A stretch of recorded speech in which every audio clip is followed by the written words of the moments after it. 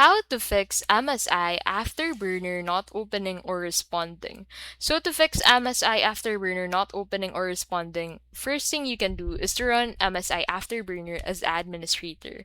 So right click on the MSI Afterburner shortcut into your home screens. For example, this is the MSI Afterburner. Right click on it and then from here, go ahead and select Run as Administrator.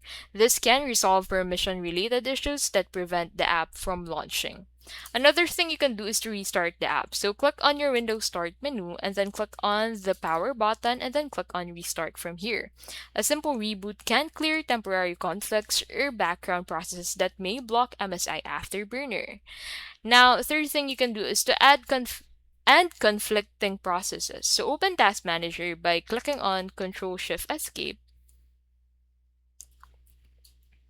And then on Task Manager, go ahead and look for any MSI Afterburner or Riva Tuner statistic server processes.